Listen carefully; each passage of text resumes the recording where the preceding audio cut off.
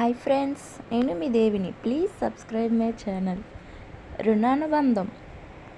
పువ్వు తొడిమ నుండి విడిపోతుంది, పండు చెట్టు నుండి రాలిపోతుంది. కానీ ఎన్ని కష్టాలు ఎదురైనా తల్లిదండ్రులు మాత్రం తమ పిల్లలను విడిచిపెట్టరు అని మహాభారతం చెబుతుంది. పిల్లలపై తల్లిదండ్రులకున్న అనుబంధం ఎలాంటిదో కృష్ణుని ఎడబాటును భరించలేని యశోదనందులు హృదయ వేదనను ఒక్కసారి తెలుసుకుంటే అర్థమవుతుంది. శ్రీకృష్ణుడు మొదలకు వెళ్ళినప్పుడు ఆ ఎడబాటును సహించలేక తల్లి యశోద దుఃఖసాగరంలో మునిగిపోయింది. దుఃఖంతో కుమిలిపోతున్న యశోదను చూసి నందుడు కూడా కన్నయ్య లేకుండా మేము బ్రతకలేమని కన్నీరు మున్నీరు కాసాగాడు.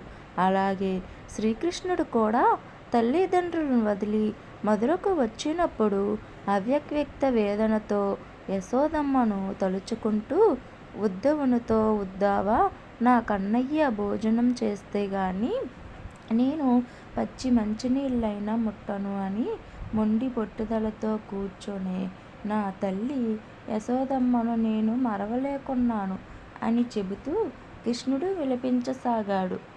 కంసుని చెరల నుంచి దేవకి వసుదేవులను విడిపించిన తర్వాత బలరామకృష్ణులు వారికి పాదాభివందనాలు చేసి వారి పట్ల కృతజ్ఞత భావాన్ని ఇలా వ్యక్తపరిచారు.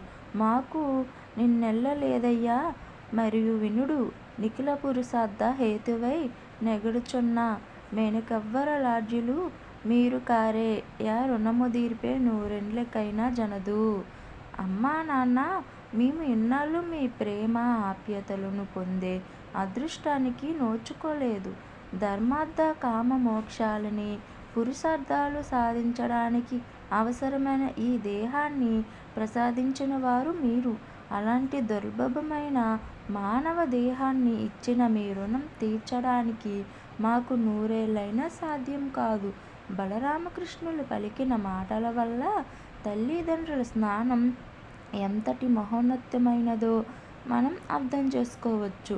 నిరంతరం తల్లిదండ్రులు మన చెంత ఉండడం వల్ల వారి విలువ ఏమిటో మనం గుర్తించలేకపోతున్నాం.